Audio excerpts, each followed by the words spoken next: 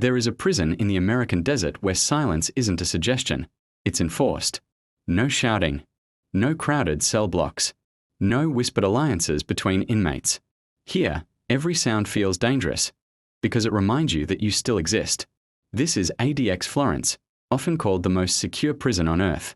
A place built not for rehabilitation, but for containment. And today, we are not looking at how inmates arrive here. We're re-following what happens when an inmate is about to leave, after decades in a concrete box designed to break the human spirit. In the next 24 hours, the walls won't move. The cameras won't blink. But for one person, everything else is about to change. Before we dive in, drop a comment and let us know where you're re-watching from.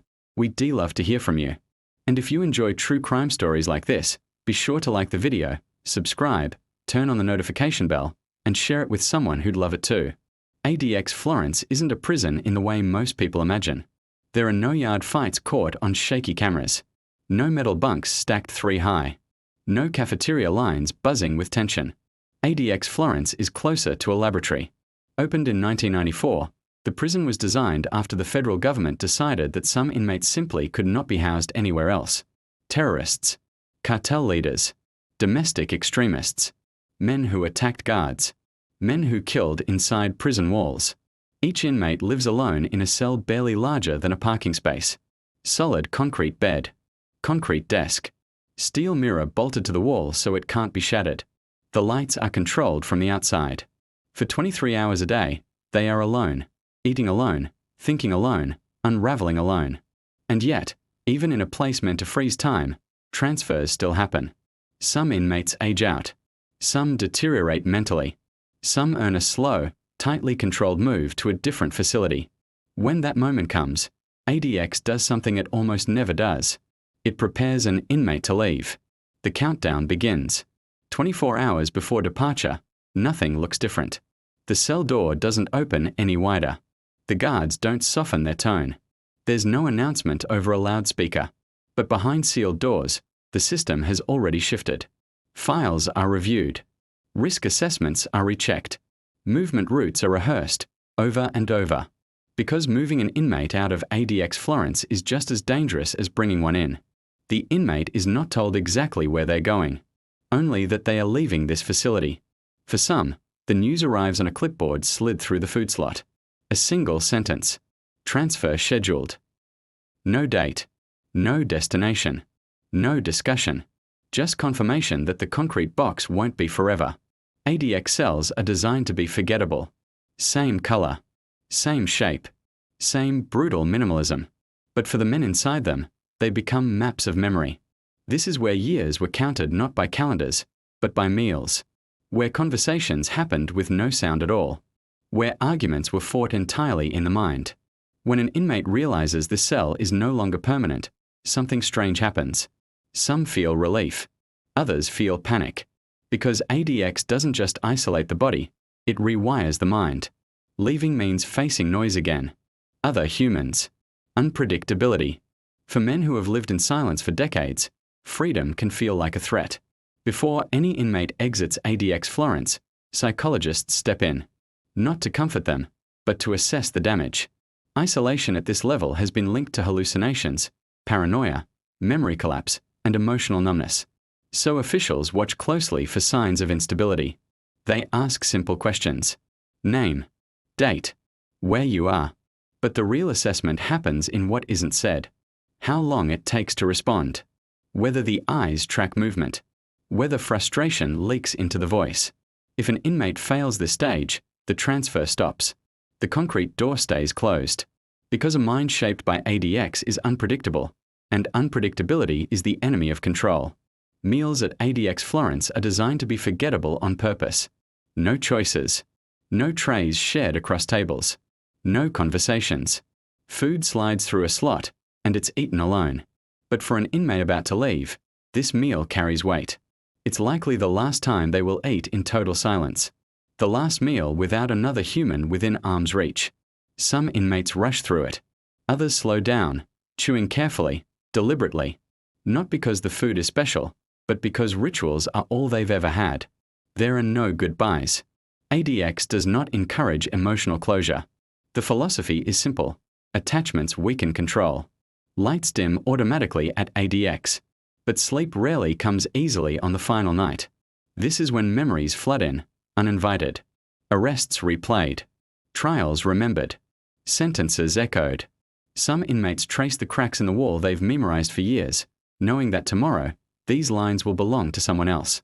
Others sit perfectly still. Because after years of forced isolation, movement feels unsafe. In ADX Florence, stillness is survival. And tonight, stillness is saying goodbye. There's no alarm. No countdown clock. The morning of the transfer begins like every other day, until it doesn't. Footsteps stop outside the door. More than usual. Keys rattle. Orders are spoken clearly, firmly, without emotion. This is the moment inmates are trained for but never truly prepared for. Hands behind the back. Restraints applied. Leg irons secured. The door opens fully, something many inmates haven't seen in years. And for the first time in decades, they step out of the concrete box. ADX Florence was meticulously designed so that an inmate might never need to see anything beyond their own cell. The hallways, if you can call them that, are narrow and colorless, engineered to erase any sense of direction. When an inmate finally steps into one of these corridors for a transfer, the experience is profoundly disorienting. It's not just the heavy restraints, but the fact that their brain hasn't processed movement like this, in a space like this, for years, sometimes decades. The walls seem to rush past too quickly. Sounds echo in strange, unnatural ways. Every single footstep feels amplified, bouncing off the cold, hard surfaces. Guards flank the inmate on both sides, not necessarily for intimidation, but for absolute certainty. Nothing is left to chance. Every transfer route is mapped out in advance. Corners are cleared before the inmate approaches. Doors are locked and unlocked in a precise, predetermined sequence. Spontaneity doesn't exist here. Because in a place like ADX, one unexpected variable, one moment of improvisation, can instantly turn the suffocating silence into complete and utter chaos. So, why would anyone ever leave? Transfers from ADX are incredibly rare, and they are never a reward. It's not an act of mercy. It's a cold, hard calculation. Some inmates simply age out of the threat level the prison was built to contain. They become old, frail, and are no longer considered a significant danger. Others develop severe health conditions that require specialized medical facilities that ADX simply cannot provide. And then, there's the other reason, the one that's rarely discussed. Sometimes, an inmate simply breaks. Decades of profound isolation take a toll on the human mind in ways that no official report can ever fully capture. The psychological damage can be catastrophic. These transfers happen quietly, without headlines or press releases, because the institution has no interest in drawing attention to what long-term, extreme isolation does to a person. ADX Florence doesn't advertise outcomes. It doesn't track recovery or rehabilitation. Its sole purpose is containment. The consequences of that containment are left to follow the inmate to wherever they go next. Before an inmate even gets close to a transport vehicle, there's one final, crucial stop. It's a holding cell, often even smaller and more Spartan than the one they are leaving behind. Here, in this sterile limbo, the final pieces fall into place. Paperwork is triple-checked and finalized. The restraints are inspected one last time. The inmate's identity is confirmed again and again. This small, anonymous space exists for a single reason: to pause all momentum. It's a buffer zone. Because the moment that inmate leaves the custody of ADX, the enormous weight of responsibility shifts to another institution. And in the world of high-security corrections, responsibility is everything. Inside this final box, the inmates react differently. Some stare straight ahead, their faces blank masks, seemingly emotionless. Others can't stop glancing at the door. Not because they have any hope of escape. That's an impossible fantasy. They look because the sheer anticipation of something, anything, happening becomes unbearable. Especially when you've been conditioned for years to expect absolutely nothing. The silence in that room isn't just an absence of noise. It's thick with the weight of years of solitude and the unknown future that lies just beyond the steel door. Psychologists who have studied these rare cases describe a fascinating and counterintuitive phenomenon. For most inmates being transferred out of ADX, their anxiety doesn't decrease, it skyrockets. For years, their entire world was painfully predictable, controlled down to the second. It was a life of agonizing quiet and routine. Leaving that structure, that concrete shell, can feel like stepping into a hurricane of noise without any armor. Suddenly, there are other inmates, shouting, arguing. There's unfiltered sound, the chaos of a general population prison. What most people consider normal prison life can feel terrifyingly violent to a mind rewired by ADX. The result is often tragic. Some transferred inmates immediately request to be placed in protective housing, desperate to find some semblance of the isolation they just left.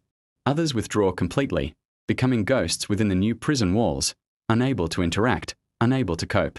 The concrete box may be gone, but its shape, its silence, its crushing weight, remains imprinted on the mind forever. The day of the transfer itself is an operation of extreme precision and secrecy. The transport vehicle doesn't just pull up to the front gate. Its arrival is unannounced. The routes it will take are classified information. The timing of the departure is deliberate and often changed at the last minute to avoid any potential patterns. In some cases, inmates are transported by ground in heavily reinforced vehicles that operate on staggered, unpredictable schedules. For high-risk individuals or longer distances, air transport is used, often involving federal marshals. Regardless of the method, the rules for the inmate are brutally simple and strictly enforced. No eye contact with the public. No conversation beyond direct commands from the guards. No acknowledgement of the outside world they are passing through.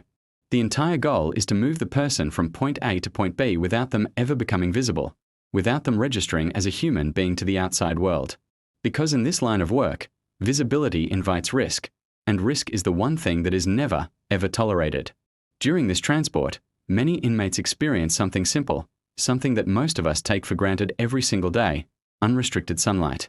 ADX Florence does allow for some exposure to natural light, but it's always filtered, indirect, channeled through a small sliver of a window in a concrete recreation pen. It's never fully open sky. But during transport, for the first time in possibly decades, they feel direct sunlight on their skin. Not through frosted glass, not reflected off concrete walls. Real, warm, direct sun. The reactions are visceral. Some flinch as if struck. Others squint, their eyes overwhelmed by an intensity their brain has forgotten how to process. Medical staff accompanying the transport watch this moment very closely, because this sudden, overwhelming sensory exposure can trigger panic attacks, severe dizziness, or even a state of dissociation where the mind detaches from reality. It's a powerful reminder that the body remembers what the mind has been forced to forget. Once the transport vehicle pulls away from the gates of ADX Florence, the transfer becomes final. It is irreversible. The prison doesn't do second chances or takebacks on exits. The paperwork is filed. The transport is active. And the cell the inmate just left is already being scrubbed, sanitized, and prepared for its next occupant. Back inside the prison walls, the officers don't speak about the departed inmate again. Their name is removed from the daily rosters and routines. Their existence is effectively erased. The cell is cleaned thoroughly, not just for hygiene, but as a ritual of erasure. The design of ADX Florence is intentional. No single individual should ever leave a lasting imprint. Only the system, the structure, the concrete and steel is meant to remain. The arrival at the new facility is often a moment of anticlimax and confusion. The staff at the receiving prison rarely understand what, or who, they are actually getting. They expect a monster, but the person who arrives is often quieter than expected, more controlled, almost eerily compliant. But underneath that calm exterior is a psychological tension that has been building and compressing for decades. The new correctional staff are given a special briefing. Minimal interaction. Watch for delayed reactions. Expect severe withdrawal. They are warned that inmates shaped by ADX don't adapt quickly. They decompress slowly, and often, very unpredictably. What looks like perfect obedience one day can erupt into shocking instability weeks or even months later. Then comes the first night outside of the concrete box. It is almost never peaceful. To a mind conditioned by the silence of ADX, a normal prison cell block is a deafening nightmare. The lights feel harsher. The smells are overwhelming. But most of all, the simple presence of other human beings nearby can feel deeply invasive and threatening. Some inmates spend that first night with their ear pressed against the wall, desperately trying to map and understand the unfamiliar sounds. Others refuse to lie down, afraid that sleep will come without the rigid schedule they've depended on for survival. In ADX, every moment was controlled. Here, unpredictability creeps in from every corner. And for a mind forged in total control, Unpredictability feels like the most dangerous thing in the world. Former inmates describe an inability to hold conversation, a mind racing with paranoia. They struggle to make eye contact, to connect emotionally.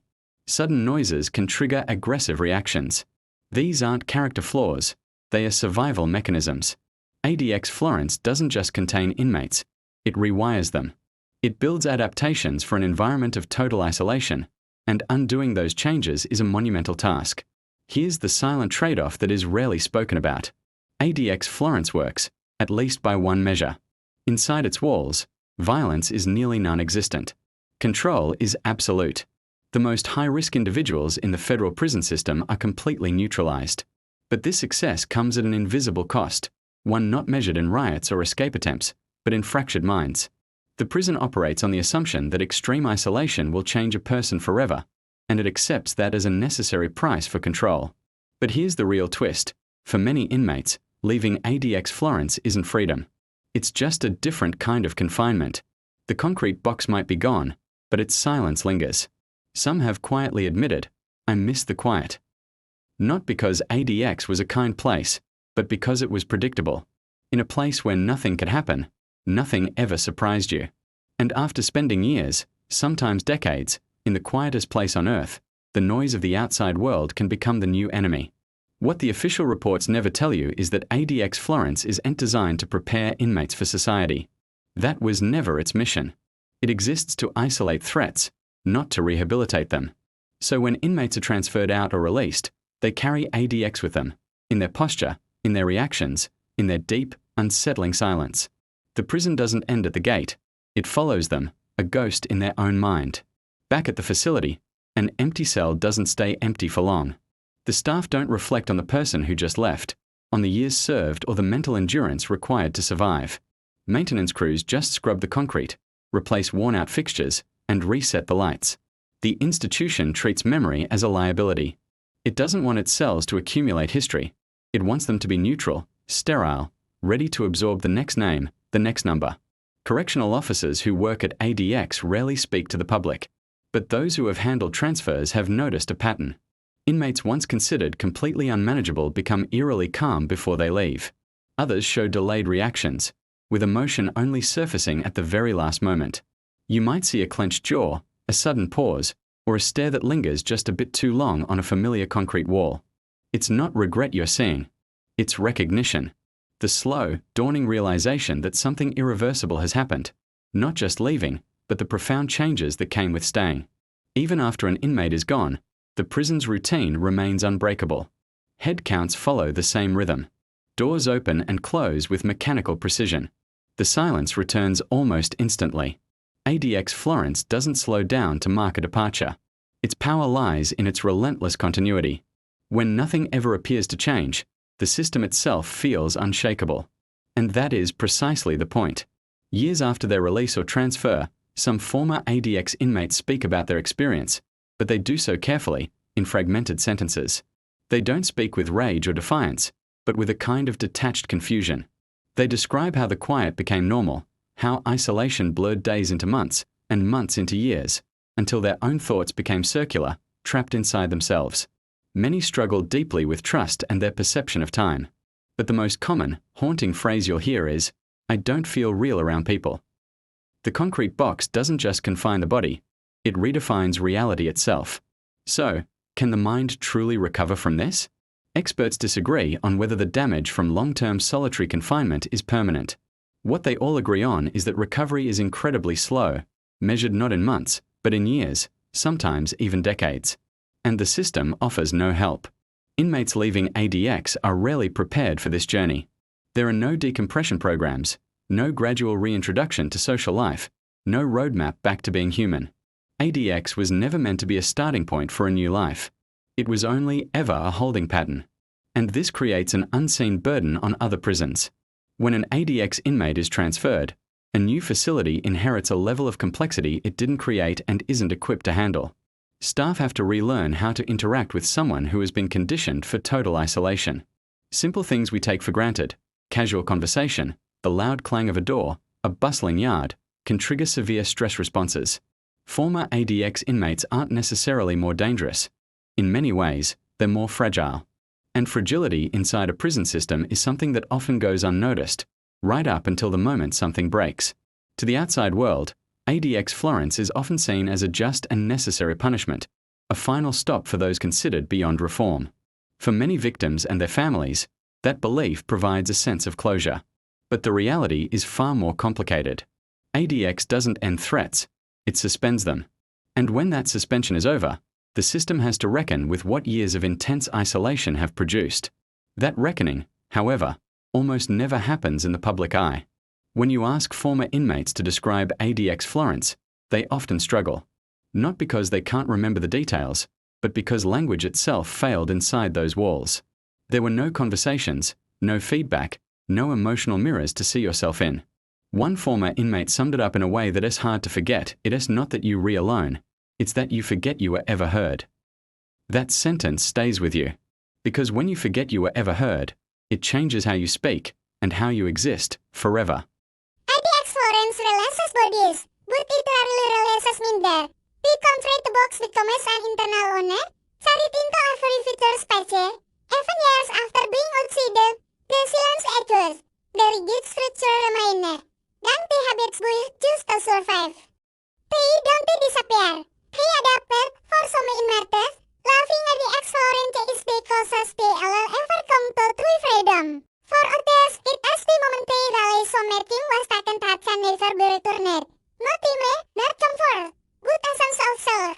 One that was shaped the interaction and sound. Saying goodbye to the conflict works does mean saying goodbye to its influence. It means learning to exist with good the walls that owns definite every single moment. And for those who have spent years inside the quietest prison on earth, that may be the hardest sentence they will ever survive. Thanks for watching.